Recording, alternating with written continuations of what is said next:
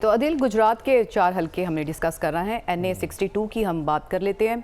मूसा इलाही यहाँ से लड़ रहे हैं। 25 टोटल उम्मीदवार हैं, 18 इंडिपेंडेंट हैं। कौन मजबूत है? मेरा ख्याल है अदील का अपना ताल्लुक भी गुजरात से ही है, शायद ऐसा ही है अदील। जी बिल्कुल, गुजरात बड़ा दिलचस्प, गुजरात की सिचुएशन बड़ी दिलचस्प है।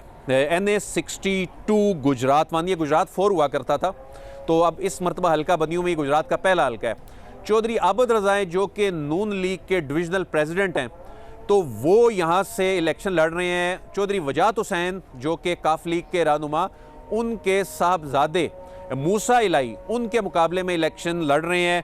और जो पाकिस्तान तहरीक इंसाफ सपोर्ट कर रही है चौधरी फाद इलियास को, चौधरी इलियास जो हैं उन्होंने अच्छे वोट हासिल किए थे पाकिस्तान तहरीक इंसाफ के टिकट पे 2018 में, लेकिन चौधरी आबद रज़ा का बुनियादी तौर पे जो तगड़ा मुकाबला अगरचे ये कहा जा रहा है, यानी काफ लीग इसको एक बड़ा सीरियस मुकाबले के तौर पे ले रही है, क्योंकि काफ लीग इस यहाँ पर एक्टिव नहीं थी, लेकिन बहुत कैंपेन की जा रही है। लेकिन चौधरी आबद रज़ा की पोजीशन ग्राउंड पे जो वहाँ पर बरादरी फैक्टर एक, और दूसरा जो उनकी जो जमात का फैक्टर है, क्योंकि ये नून लीग का हल्का माजी में भी रहा है। 2013-18 में ये चौधरी आबद रज़ा ही यहाँ से MN रहे, और उससे पहले भी उनकी सपोर्ट से ही यहाँ पर MNAs आते रहे। तो ऐसे में यहाँ पर उनकी पोजीशन काफ़ी तगड़ी महसूस होती है।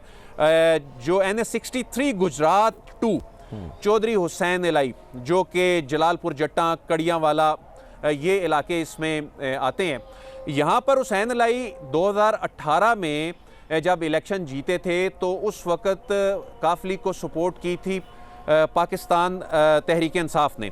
उस वजह से बहुत बड़ा फैक्टर था इनका MNA बनने का। पहली मरतबा ये MNA बने थे।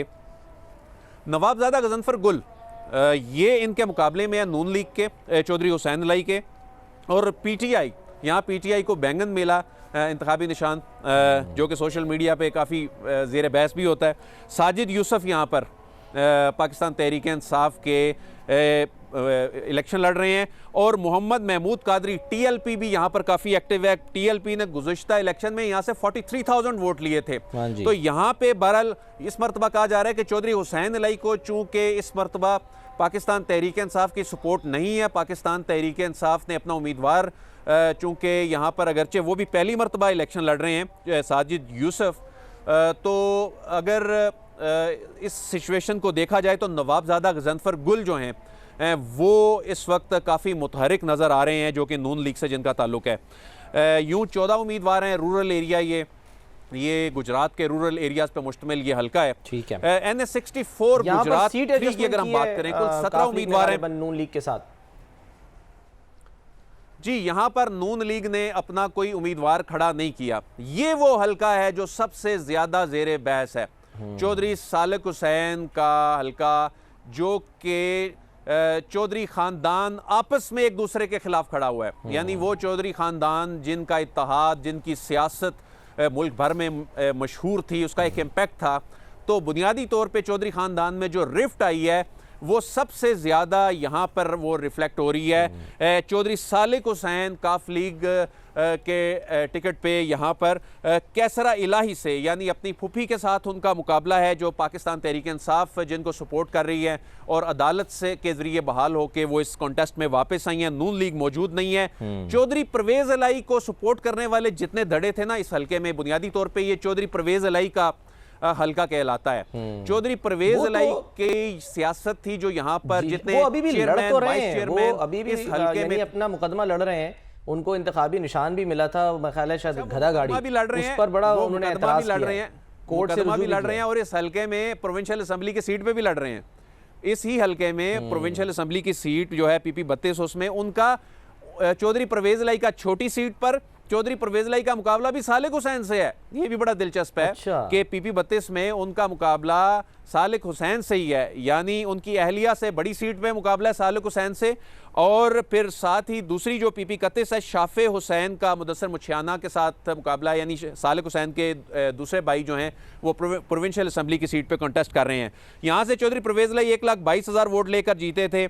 चौधरी मुबशर नून लीग के टिकट पे उन्होंने 49,000 वोट लिए थे। ये इलाका ये हल्का चौधरी परवेज़ इलाही का स्ट्रॉन्ग होल्ड कहलाता था, लेकिन इस वक्त चौधरी परवेज़ इलाही को सपोर्ट करने वाले जो धड़े हैं वो चौधरी सालिक की हिमायत का ऐलान कर चुके हैं। एक और बड़ी इंटरेस्टिंग डेवलपमेंट हुई है यहाँ पर। अच्छा। सर्विस इंडस्ट्री, चौधरी अहमद मुख्तार जो यहाँ से MNA हुआ करते थे, जी। वो हमेशा से चौधरी खानदान के खिलाफ रहे। उन्होंने चौधरी खानदान के खिलाफ इलेक्शन लड़ा, चौधरी शुजात को शिकस्त भी दी यहाँ से एक मरतबा। वज़ीर दिफा गालिबन रह चुके हैं। तो चौधरी सालिक हुसैन जो हैं वो चौधरी सालिक हुसैन ने उनसे मदद मांगी है और उनकी सपोर्ट उनको मिल गई है।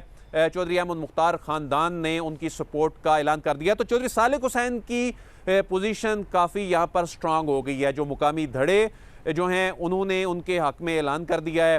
फिर अहमद मुख्तार फैमिली, तो इस वक्त ग्राउंड की सिचुएशन NA 64 गुजरात 3 ये बड़ी दिलचस्प हो चुकी है। और चौधरी परवेज़ इलाही का वो आपने कहा भी कि वो एक मुकदमा गदा गाड़ी का निशान जो अलॉट कर दिया गया था, अगरचे वो रिजेक्ट हो गई उनकी पिटिशन। अच्छा, दिलचस्प बात यह है कि पहले उनके पास साइकिल थी, साइकिल का निशान था, यानी कि पिछले जब इंतखाबात हुए फिर मामला, क्योंकि वो ज़ाहिर काफली का तो ट्रैक्टर हो गया, तो वो साइकिल से जो सफ़र तय हुआ वो गदा गाड़ी तक जो है वो अभी पहुंचा है, जिस पर वो उनको शदीद मतलब वो एतराज़ है, नाराज़ हैं वो। लेकिन उसी के ऊपर ही उनको इलेक्शन लड़ना पड़ेगा क्योंकि उनकी जो सदा थी वो मंजूर नहीं हुई इस हवाले से। अच्छा, एक और बड़ा इशू है। अब जिन जिन लोगों के ये जो पेपर्स है, नॉमिनेशन पेपर्स के बाद जिन लोगों के इंतखाबी निशानात का मामला था, अब इलेक्शन कमीशन कह रहा है कि हमारे पास ये वक्त नहीं है। एक तो पेपर भी नहीं है, वक्त भी नहीं है। जहां पर ये अदालतों से लोग बहाल होके आ रहे हैं ना, यहाँ पर इंतखाबात मुलतवी हो सकते हैं। तो ये बड़ी एक अहम डेवलपमेंट है जिसमें इलेक्शन कमीशन ये बुनियादी तौर पर इंडिकेशन दे रहा है। इस चीज का मार्जिन इलेक्शन कमीशन ने अदील रखा नहीं था कि अगर इस तरह के वाकयात हुए तो कम से कम इजाफी कोई पेपर या क्या, उसकी बहुत ज़्यादा मसला होता है, कीमत बहुत ज़्यादा होती है, उसे हासिल करना मुश्किल है, मंगवाना, कि वो कोई बैकअप प्लान जो है वो तैयार नहीं था। ठीक से सलमान, वैसे इसका जवाब मेरे पास है, बजाय इसके कि कोई बैकअप प्लान होता। लेकिन इलेक्शन कमीशन ने बहुत शुरू में ही अनाउंस कर दिया था, बिल्कुल आगाज में ही, कि अगर कोई इम्कानात के ऊपर, मेरा ख्याल अभी लोगों की तरफ से रुजू किया भी नहीं गया था, लेकिन इम्कानात के ऊपर ही उन्होंने अनाउंस कर दिया था कि अगर अदालत से रुजू होता है और इंतखाबी निशान चेंज होते हैं तो शायद ये मुश्किल होगा कि क्योंकि पब्लिश होने के लिए चले जाएंगे तो मुलतवी हो सकते हैं लेकिन निशानात नहीं मिल सकते। वही एक सवाल है ना कि बैकअप जो है वो क्यों नहीं। अदील, हमें सुन पा रहे हैं आप? जी, मैं सुन पा रहा हूं। अदील पूछना चाह रहे थे कि कोई बैकअप प्लान नहीं था इलेक्शन कमीशन का कि अगर इस तरह से कोई यानी कि इजाफी बैलेट पेपर छापने पड़ते हैं तो उसके लिए पेपर जो है वो दस्तयाब हो, कितना मुश्किल था ये?